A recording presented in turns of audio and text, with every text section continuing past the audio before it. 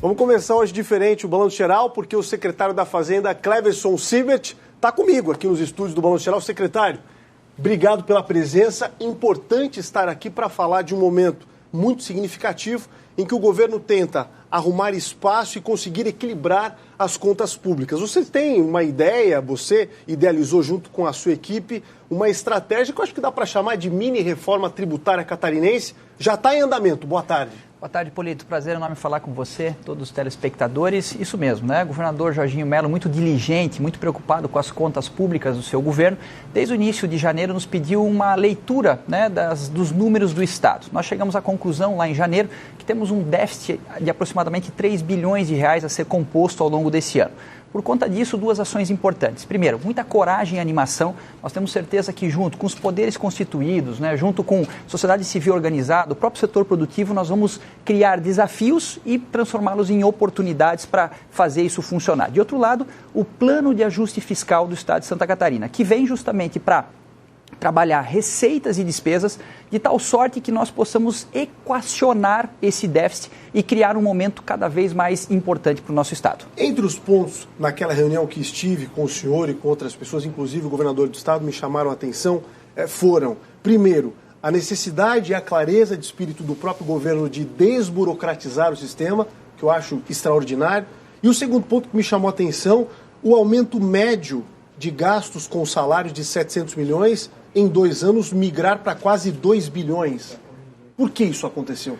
Realmente, né? Nós tivemos aí, nos últimos 2 anos, em 2021 e 2022, receitas extraordinárias e despesas na mesma proporção. Eu posso citar para vocês como despesas a folha de pagamento, não é, que cresceu entre 2013 e 2020 mais ou menos 700 milhões por ano. Em 2021, 1,5 bilhão, em 2022, 3 bilhões e meio. E aí, quando você tem a tua principal fonte de despesa crescendo 5 vezes a média histórica, você vai ter problema e dificuldade. E arrecadando igual.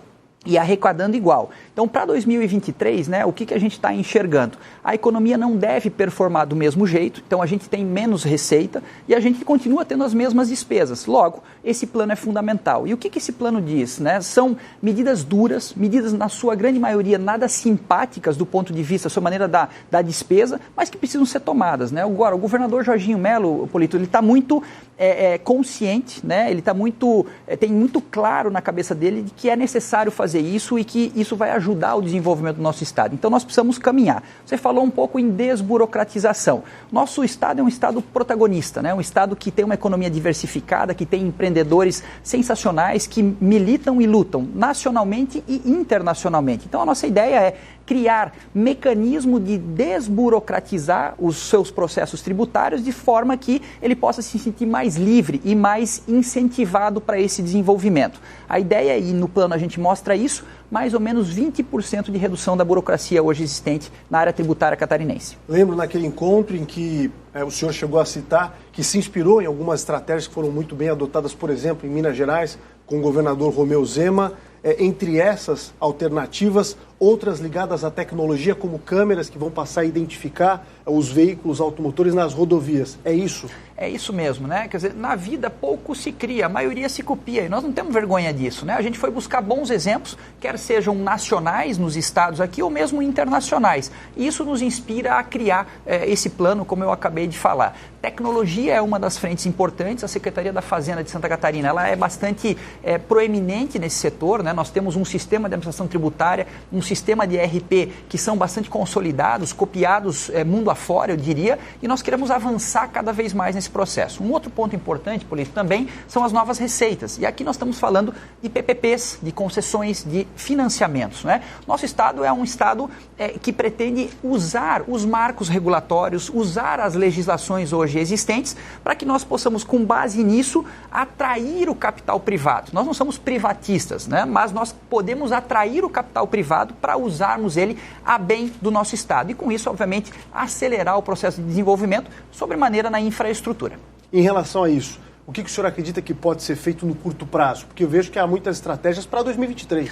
Sim, sem sombra de dúvida, né? Esse programa é mais do que apenas lançá-lo, o objetivo é colocá-lo em execução. O governador Jorginho Mello costuma dizer, Santa Catarina tem pressa e nós precisamos fazer isso de forma imediata. Então, o programa como um todo, né, já tem ações a partir de 1º de abril, tem uma série de ações que dependem da Casa Legislativa e a gente imagina montar esse pacote, mais ou menos 25% das ações dependem da Assembleia, montar esse pacote, né, para ao longo do mês de abril discutir com a Casa Legislativa, junto com o governador, com a equipe de governo e poder enviá-lo, né, bastante ajustado lá no final de abril, começo de maio, assim como as próprias ações ligadas a cortes, né? Elas são bastante duras, como eu falei, mas super relevantes e que precisam ser equacionadas ao longo dos próximos 60 dias para que surtam efeito. Então, a ideia é que de imediato tanto a equipe que constituiu o plano passe agora também a executá-lo junto com as demais secretarias do governo. Importante frisar, me corrija se eu estiver errado, não estamos falando de aumento de impostos, mas de uma reconfiguração daquilo que é possível trazer